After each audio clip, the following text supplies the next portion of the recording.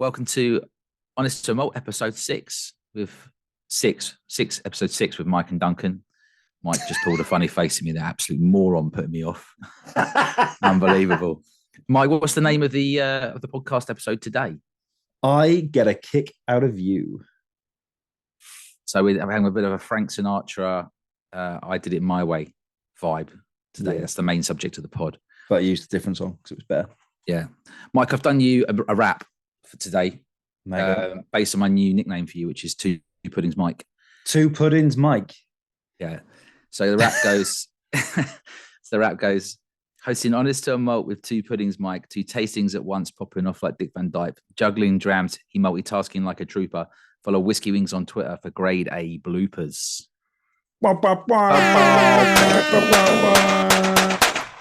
Yeah, so Mike the other day was doing two whiskey tastings at once, and I was both horrified and impressed equally. I just thought you were calling me fat.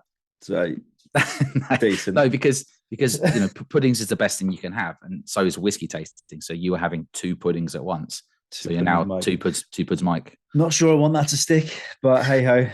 I prefer legend, but yeah. Yeah, hey. Legend, yeah.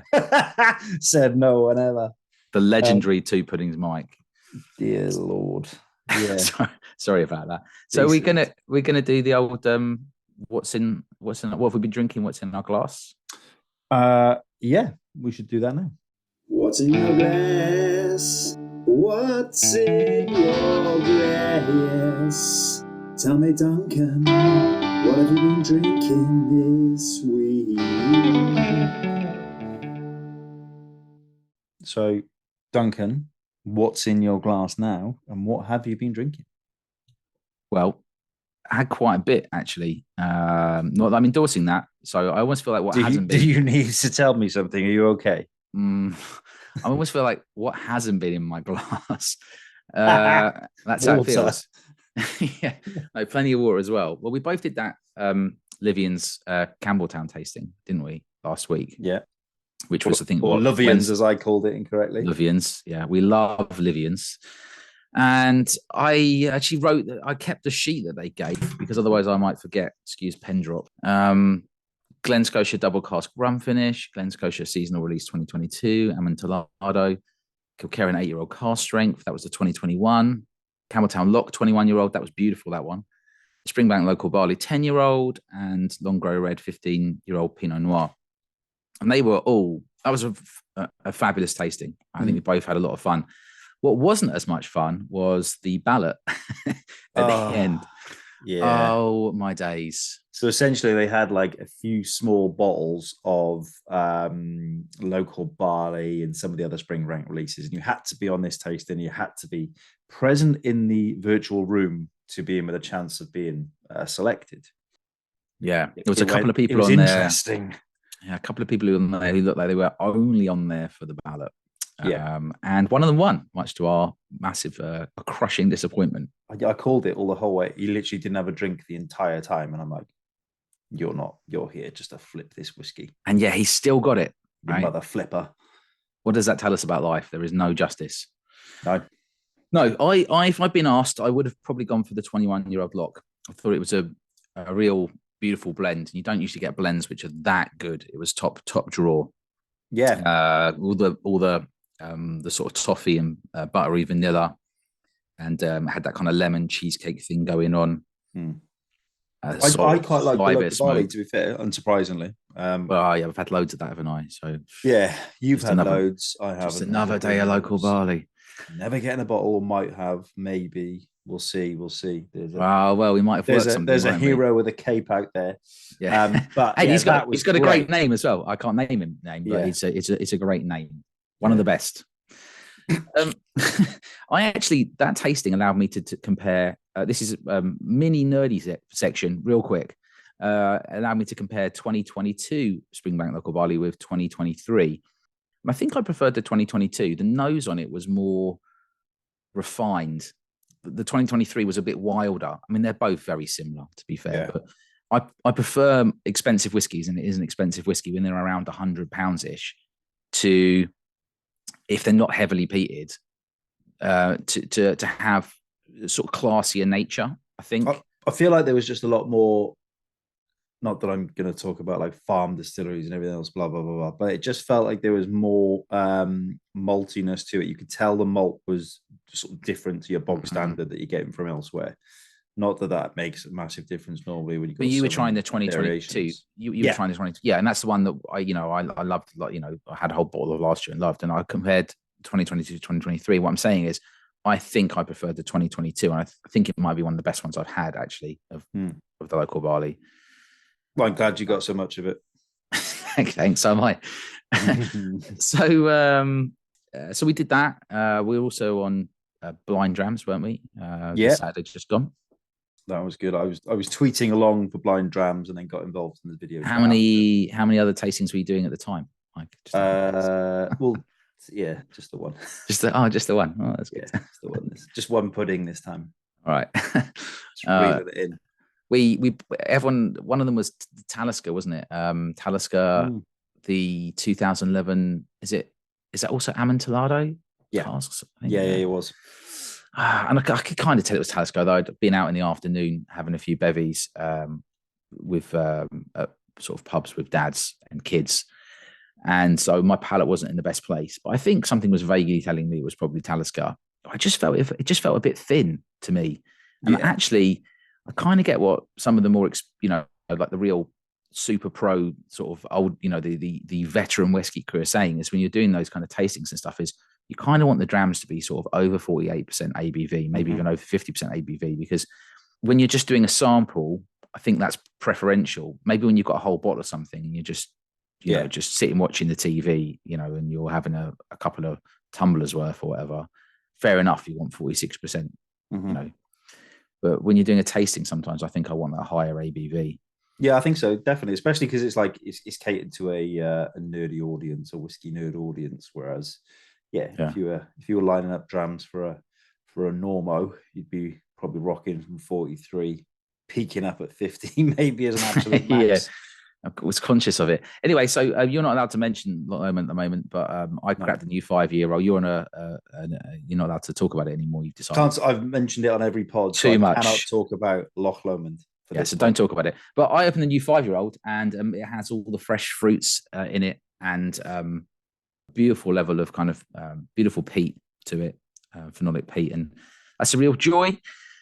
And currently, we're trying the SMWS. We're both trying the SMWS antidote to dull, right? Yeah, which is Glen Scotia, which is technically Loch Lomond, but it's not. It's Glen Scotia, so I can't talk about that. Yeah. And that, I think, at the time of recording, it's still available. I believe. Is it? Are you sure? Because if it is, I'll buy another bottle. I don't think it is. Ooh, it was an absolute bargain, I think, for a sort of single cask Glen Scotia at decent, right? What was it? 59.6, and it is mad. first fill bourbon, recommended by Callum and Kate. Yeah, and the nose is vinegar, sweet, muskiness, cleaning products, leather, shoe polish. You get other stuff to that. I'm sure you get more and more and more if you sit with it for a while. It was weird. It was one of those, like, the actual tasting notes on the website were like, if you read it, you wouldn't want to buy it. It was weird, like horse sweat and sweaty socks and really weird stuff. But like it says on the bottle, something like gym changing room, and I was like, boom, literally, again, being influenced by what I'm reading, but you picked up those sort of like strange changing room notes. So sniffed a lot product, and I spent a lot of time hiding in changing rooms, clearly sniffing jock straps, haven't you? Yeah, on the lacrosse field. Yeah, if you're not raiding dressing rooms whilst people are out, you're getting too close to horses. Yeah, so there we are. But no, it's sold out. Sorry, so tell a lie. I told you, didn't 70 quid. I'm not surprised it's sold out. 10 years old. So we might have nabbed it for 60 with a voucher. So top SMWS tip is ask around for voucher codes. They change all the time, but also it's now on top cashback, which Sam kindly told me. I didn't realize. So you get like 5% back on purchases, or 5.25%. So do that, because that's save you some money. Right? I mean, every 100 bottles you're getting 2 for free potentially. There we go. Yeah, That way. It's a bargain. Just bye. So has there been anything Okay. else that's been in your glass in the last week?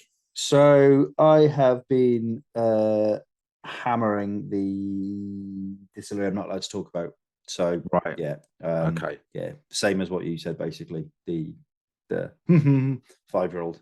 Yeah, I mean, I think it's okay. Like I'll be honest, I've almost finished that bottle of Tamdu 15 that I opened a couple of weeks ago. Oh, he said it. You had to say it. You had to drop the Tamdu bell.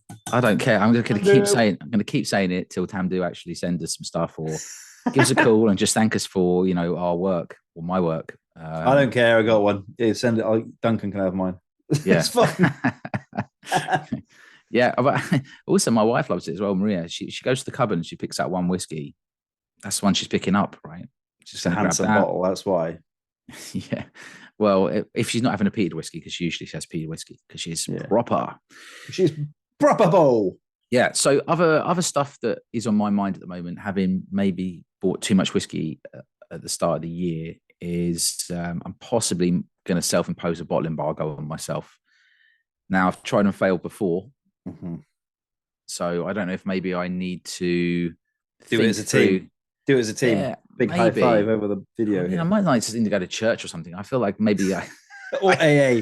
Or just something. I need like a higher authority to be able to feel responsible to, right?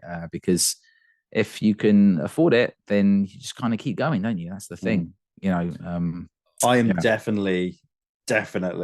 I've bought 3 bottles of this SMWS stuff. That's right, because I'm going to take one of those off your hands, Mike. So you can. Well, you've already got rid of one. Paul will probably take one as well. So you've only got one left, actually. Yes, it was gone. Yeah.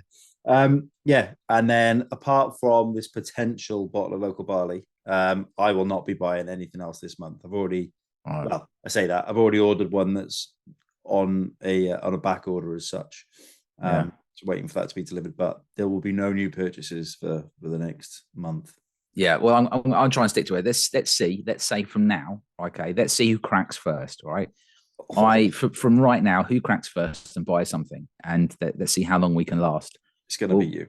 We'll put. Well, I don't know about that actually. We'll put a days thing on it. I'm just going to start putting Tamdu on a website for like a tenner. No, because I've got Tamdu in stock, Mike. That's what you don't understand. If you bought it was a tenner, you would not be able to resist. If it was £10, I would buy it off you, and I would lose the game. Yeah, even if it was £20. What's harder is when you get to the next auction. So I think I can probably make it 3 weeks or so until the next auction. We are 18th of April now, just for everyone's competition. Right, it's okay. We'll see from the 18th of April. Yeah. Also, I was having a bit of a hunt around on the Tinternet, and I realised that there was a lot of articles about whiskey and curry. So, and I just scanned a couple of them. I didn't have time, but I'm definitely going to get into those. And I like the idea of doing a podcast about whiskey and curry. Yeah. Thoughts on that? I really like the sound of that. I adore curry. If you think I'm 2 puddings, I'm 3 curries, Mike. 3 curries. You can't have 2 You can't have 2 nicknames. That's outrageous. And I know there's a lot of whiskey folk that like to have curries after festivals and things. I know the boys in Glasgow do it. And yeah, please let us know your sort of your best whiskey curry combos, what works with what curry. And you might do a little section on it, maybe a little a live tasting potentially. You could do it online. We can invite people to bring their own curries and have a sample of something. It'd be lovely. Right. Okay. Well, you can organise that. I'm happy to just talk about, what whiskey goes with what curry. I do enjoy making curry, though. I've made different types of curry from around the world. Lived in India, lived in Malaysia. You lived in India? I lived in India. Yeah. Oh, I'll get back to a different time. But yeah, I lived in India, in Mumbai for I don't know, year and a half or something. That must be mega. Yeah. Well, I would. Yeah, it was good. Yeah, ups and downs. It's another idea for a pod. Yeah. Duncan's travels. Yeah. Well, we'll see. Anyway, I'm loving the idea of a whiskey and curry podcast coming down the line. And in other news, I have cracked and I'm going to give away the rest of the bottle of Shackleton I cannot drink. And I've given it a go. I think I drank about a third of the bottle. I've tried it in various ways and it's just not good.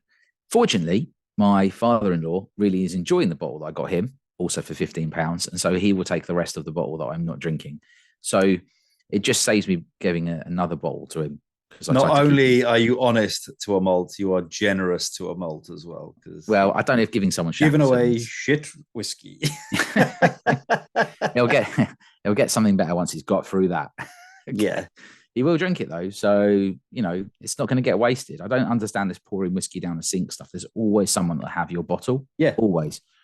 I remember doing it previously. The podcast that some guys used to run, and they ran a sort of like the worst whiskies in the world. I remember having a Jura Prophecy, and it was disgusting. It just, for whatever reason, it just you wash your mouth out. It's not that bad, mate. It did not sit with me. It just turned my stomach, and I was like, nope, that is not. What about Superstition? What about Superstition? Good song. But yeah, they said they liked it. Sorry, wanted to try it. So I was like, look, I'll send you the whole bottle up, blah, blah, blah. They hated it as well. It got split around a load of people, and eventually someone liked it and they kept the bottle. No, but I'm asking you, have you tried Superstition from Jura? Have you tried that? No, that's the answer is no. Right. I don't know. Right. There's so many. Okay, I don't need a sample. I'm not down with Jura. Sorry. Okay, yeah, fair enough. I mean, it is 43%. The Jura is not out. Yeah. You know what I mean? It's closed. Hey. So, shall we shuffle our way onto the main topic of the pod, which is drinking whiskey however you want, I think, right? I did it my way. Only you can croon like that. Great effort. I'm not going to sing because I can't. I can't either. I got a message saying your voice is atrocious.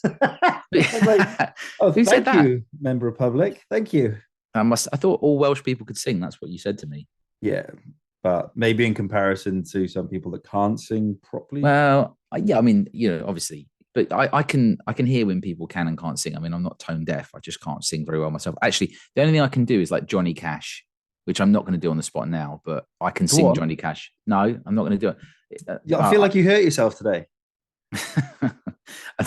I'm not doing hurt, but I can do low register. That's it. That's all I can do. I can't do anything mid or high register at all. So I had a wee Google on Sinatra, and he had a fondness for Jack Daniels. Did you know that? Have a fondness for Jack Daniels. He had a fondness for a lot of Jack Daniels towards the end, I feel. Right.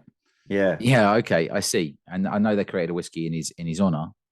And it was really just an excuse to make it clear that I can say bourbon, not bourbon. So you keep having a go at me about. It's just because I just think of biscuits every time you're talking about American liquor. I like to have a glass of bourbon with my bourbon biscuit. Okay, right? Is everybody happy now? Yeah. Yeah. Ah, dearie me. Yes, Big Frank loved a JD. Absolutely loved it. I'd like to think he mixed it with Coke because that was the popular thing to do. Yeah, I mean, I probably, who knows? But another thing I found out was, according to the Tales of the Cocktail in 1955, Sinatra announced on stage, "Ladies and gentlemen, this is Jack Daniels, and it's the nectar of the gods." And the next year, Jack Daniels' annual distribution doubled from 150,000 cases to 300,000. No way. In 1955. I mean, I wonder if Tamdi will be looking back at this pod going, Duncan mentioning it all the time. We've gone from all those cases and now there's less being sold. Yeah, it's gone into decline. Hey, Tamdu is like, don't get me back onto it. Let's just keep on subject. That's your own fault, right? So what I was going to say on Frank Sinatra is I'm actually a bigger fan of Matt Monro. So not really on Frank Sinatra as well. I don't know if you're into your crooners, but Matt Monro. You sent me the name Matt Monro, and I purposely didn't Google it. I have never heard of this person. I got no idea who they are. He sung "The Impossible Dream" from Russia with Love, "On Days Like These" from The Italian Job, Born off Free. the Honda advert. Yeah, that's him. Okay. I know one song, but I mean, he was the sort of golden. He was the golden voice of England, and Frank Sinatra said he had the best voice. Yeah. I actually live above somebody who was a distant relative of his, like, or cousin or something like that. Yeah. I didn't know that. Yeah. I to be fair, I always thought the Hondrad was sung by the man himself, Big Frank. Nope. because Big Frank didn't have as good a voice as Matt Monro. Matt Monro's voice is silky smooth. He was the ultimate. But what's interesting about both of them is neither of them actually wrote any of their own music. They were both just quintessential performers. You gave them any song. If you listen to Matt Monro do Yesterday by the Beatles, it'll blow you away. So that's your little job for after the pod tonight, is to have a little listen to a couple of Matt Monro songs like Yesterday by the Beatles or On Days Like These, Italian Job from Russia with Love. And it'll just, I think you'll just enjoy it a little bit. I'm writing it down. Whenever I go and have a drink with one of my neighbours who's just over, he's in his 80s now, and he's from East London, and he's a massive Matt Monro fan because obviously they're related to him. Obviously. And he always wants to put on The Impossible Dream, and it's a joy because I love the song. So we just crack it on whilst he's drinking rubbish brandy and I'm drinking good whiskey. Peace. Happy days. Anything else you want to share on Frank Sinatra before we? Because you picked this topic, really. I picked the topic because I think it's good to talk about having things the way you like them, and essentially, I think whiskey folk can be a little bit uptight. About a little bit, yeah. Two-puds Mike, check yourself. Mike, 3 carry Mike is saying it. Yeah, people can be a bit uptight about mixing things. And I think if there are people listening who are not that far down their whiskey road, there is no shame whatsoever in having whatever you want with your whiskey. Yeah, because you paid for it. It's yours. Do what you want. I got one of the boys in work. He was like, right, I've listened to the pod. I want to get a bottle of whiskey. So I recommended a unnamed distillery, which I can't mention on this podcast for today, the Rioja cask. And he rang me and he went, I don't like it. And I went, right, why don't you like it? He's like, it's just a bit much. I was like, add a teaspoon of water. He's like, still don't like it. I went, mate, add 2, add 3. I'd try tip it out, chuck some ice in there, see if that helps. Put 2 cubes of ice. And he's eventually going around to, he goes, tastes better with Coke. I went, mate, if you like it with Coke, who cares? You will at some point start sort of appreciating that you can drink it on its own. And there's always gateways into whiskey. Into you're probably bringing up another subject there entirely, which is that when you're getting into whiskey, if you like drinking, spirits, then you kind of sort of need to kind of find that route through. And some people will never like peat, and some people will never like red wine finishes and all that kind of stuff. But I think that's where like Speyside is so good in terms of single malts, is because they tend to be more fruity, clean, that they're a good intro for people. Jack of all trades. Exactly. Yeah. If you started somebody on, Longro or Talisker or whatever, even Lagavulin, right? I mean, some people love it immediately, but some people hate it and go, I hate whiskey. So, yeah. But on that, I'm a massive fan of slinging some root beer in with peated whiskey, like root beer and Talisker, or it doesn't really matter which one, but I do find that Talisker works well, particularly when it's only 30 quid from the supermarket and it's already got kind of caramel colouring in it and all the rest of it. I hate root beer, man. I really like it. I mean, I'd have something else with like ginger beer. So basically what I'm saying is occasionally I like to have a long drink, like a highball. It's called a highball these days. We used to call it a long drink when I was younger. Yeah. Now it's called a highball. I am all about the highballs. Like, soon as we start warming up, we are tall glass, lots of ice, just like probably a double measure of whiskey and then a full glass of soda. Soda's great. It depends on the whiskey. So refreshing. You can't really go wrong with that, can you? No. It's like, to me, summer barbecues are all about highballs during the afternoon. Then you move on to like a little bourbon. I'm always Buffalo Tracing at a barbecue, like every single time. And then in the evenings, we are in old-fashioned territory. So it's like, again, you can't say no to an old-fashioned, but that's whiskey cocktails, thing of beauty. Yeah, like just on like sadistic mixes, I'm a big fan of having. You mentioned bourbon. I like to have bourbon with like chocolate milk or in a vanilla milkshake.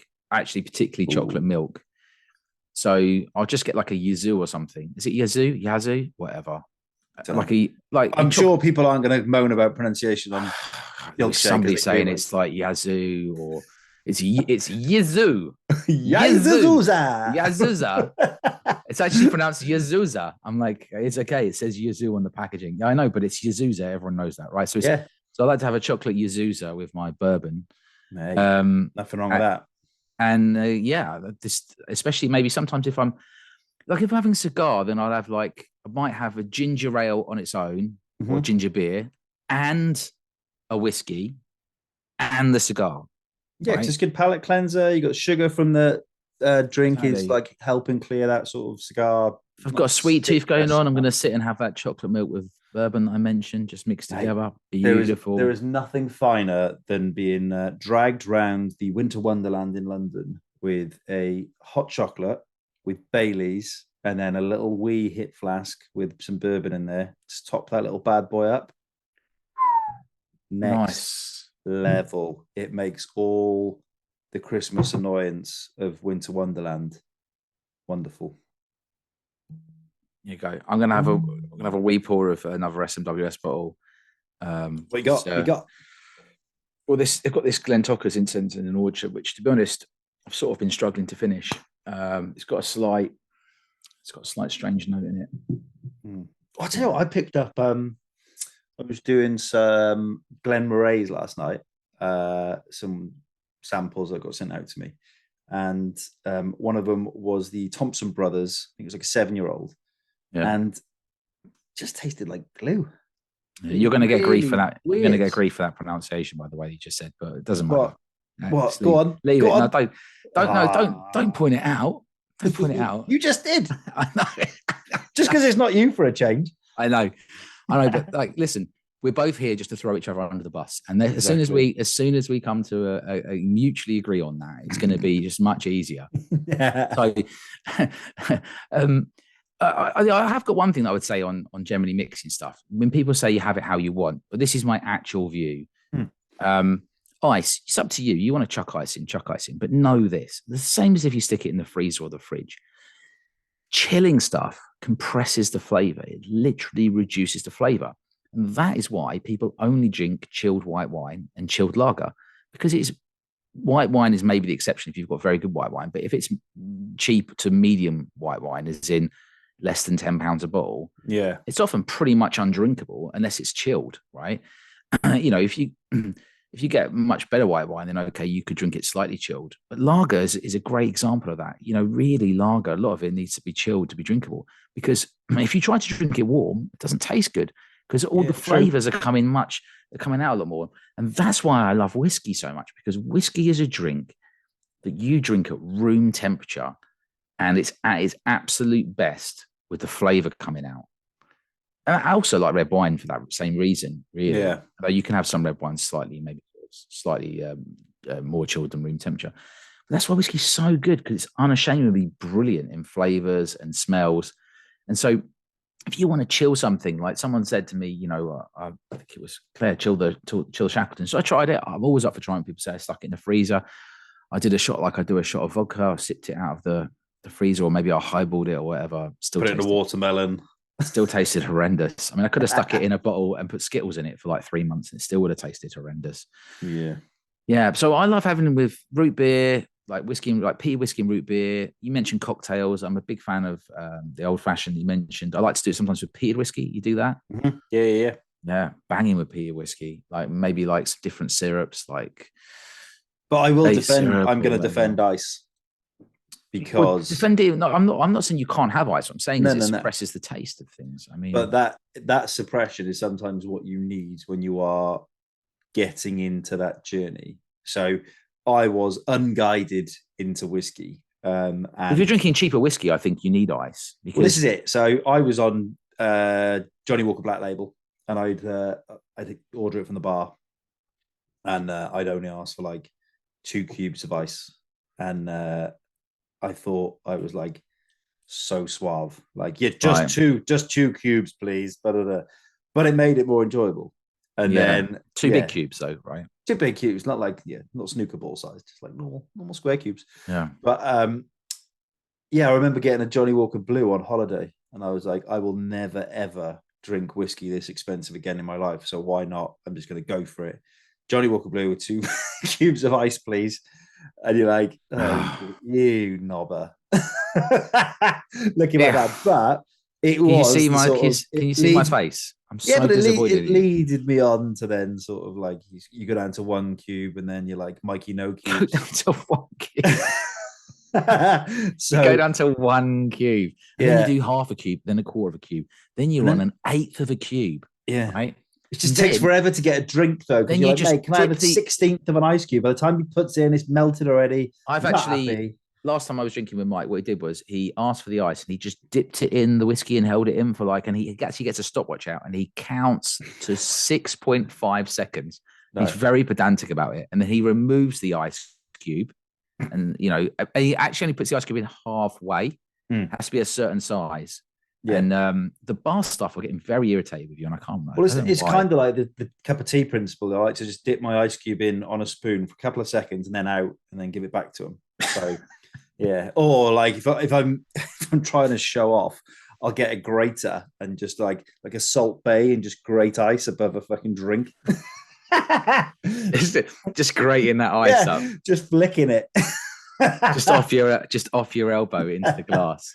And they're like, where's you get that cheese grater from? And they'd be like, God, this guy's going to go to the World Cup final. Your World Cup of cocktails. I actually started watching a show on cocktails on Netflix, which is probably called like Cocktail Master or something else like that. It was so bad I had to stop watching. I think I managed I tried it twice. Yeah. And then I had to stop because it was just so dull. Oh, really? And I'm actually interested in cocktails. So if I couldn't watch it, how bad was that show? Generally, my concentration around TV shows is they got to be quicker. Like these reality TV shows, I don't watch many of them because they are bad. Yeah. But where I do, they've got to be faster. Like I loved what was that one filmed up in Scotland? The Traitors. Did you watch that? No, I didn't see it. Oh God, it's absolutely brilliant. But I watched the first series and I was glued. The second series was Americans that came in. The first series was random English or UK people or whatever. And it's just it'll be known as one of the greatest reality TV shows ever made. Period. Really? Yeah. First series was incredible. Second series, you already knew the format was exactly the same format as just Americans. They just love themselves that little bit more. That's right. We said that about you guys. And it's I'm saying we, bourbon, not bourbon. I said it. I don't care. I like Americans, but I'm just saying, yeah, you don't want to put all that product in your hair. You just don't. So with this show, when they did the second one, they had this whole section in the middle where they were playing games, and all I did was just skip 20 minutes of show every time because I don't care about the games. It's all about the gossiping and the bitching before and after the games and all of the game playing, right? Yeah. So I was able to just cut 20 minutes out of like 10 episodes, and I'm sure I can't have been the only person that did that. So and instead of that, with the cocktail one, you just fast forwarded straight through it. No, I couldn't watch it. That's what I'm saying. It's just so bad I can watch it. But I do love to learn about new cocktails. So one of my favorite whiskey or cocktails is Blood and Sand. Is it Blood and Sand? I think it's Blood and Sand. Blood and Sand. Yeah, it's basically like fresh orange juice with Martini Rosso, Speyside whiskey, and something else that goes in it. Maybe it's like cherry brandy liqueur, I think. It's a classic Scotch cocktail dating back to the 1930s from the Savoy cocktail book. Yep. It's my favorite bar. The Savoy is my favorite bar. So I knew it was from there, but I'm pretty sure that was what I said was in it is what it's in it. But look it up. 3/4 ounce Scotch, 3/4 ounce vermouth, 3/4 ounce Heering cherry liquor. Yeah, so I was right. Yeah, well, yeah. 3/4 ounce orange juice, freshly squeezed, and a garnish of orange peel. Yeah, and it's amazing. You just shake it all up, pour it out. You put your favorite Speyside in there. If you want to make it a bit jazzier, some single malt, and it will just really bang. Right. Yeah. Cocktail suggestions, curry and whiskey suggestions. Send them over if you've got these things that no one knows about and needs to know about them. Send them over. Yeah. We'll have an experiment on your behalf and see what's good and what's not. But yeah, we do like people sending stuff in. So yeah. And I've been reminded there's one more listener's story of smuggling whiskey into their house, which you're going to go through, right? It's from a man in, where are we? The north of England, called Paulos de Canio. I do believe that is his real name. And what did he say? Like a lot of people, lockdown and COVID led me to the whiskey cabinet a lot, and I found it becoming depleted.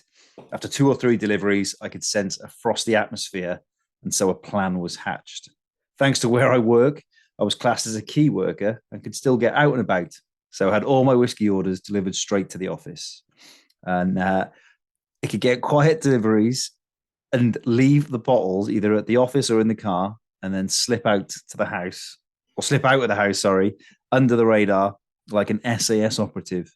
And he says he got away with it for about 3 months and until he ran out of cupboard space. And that was the point, sadly, when Andy McNabb became more Andy Cap, and he got busted. So good on you. You had a good run. So we do take a hat off to the people out there trying to hide their whiskey deliveries. Good work. Moral of the story there, though, is just have more cupboard space. Yeah. Like, don't plan. I So, mean, Paolo Staccanio needs to plan better. yeah. Anyone out there that is currently in smuggling mode, cupboard space.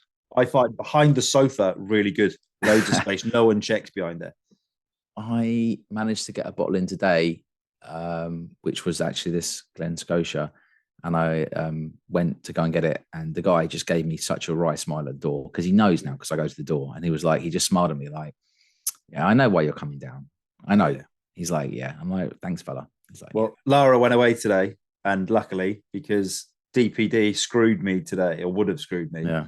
I had the double ring and a double knock. I'm like, mate, why don't you ring my missus and tell her I've ordered whiskey?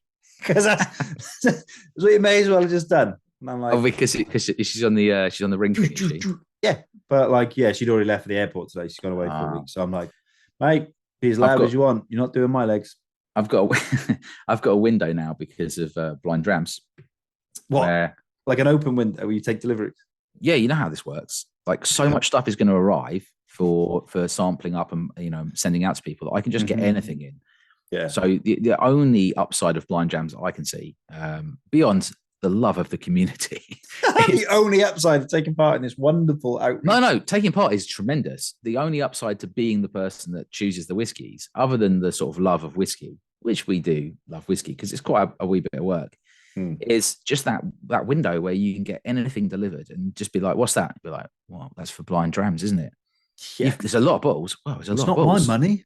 Yeah, it's somebody else's money. And just sneak in a few at the same time. But I can't do that now because I'm obviously on a bottle embargo. No. So here we go. Let's see how long we can run this for. Now it's a competition I want to win. I am doing the blind tasting in July. So any blind tasting drams things don't count. I feel like you should win something, so good for you to win. Mike, you know that. Yeah. They're going to come out with like 50 nicknames just from today. Stop trying to change your nickname from Two Penny Pint. All right. Well, look, if you like the pod, sign up. Thank you for listening. Give us a subscribe or follow, whatever it is. I mean, remembering it's free, right? So yeah, I mean, it's free. All you're really doing 5 is saying, stars. All you're really doing is saying, nudge me when an episode comes out. Yeah, naughtily. Yeah, with Plus, a cheeky way. We keep chucking content up on the website. We've added some SMWS codes up on there, and in a different order actually. So we've ordered them based on region and country. I was going to say, fair play to you. You have actually knocked that out of the park with the SMWS codes, because every single time something comes out from them, I'm always Googling to find out what the codes were. Your way is better. Do you think? You're just I like it. No, it's not. No, mate, I'm not going to give you a compliment. All right. Okay. an undeserved compliment. Well, we were a team. I thought we were a team. Okay. Yeah, we are. But like you said,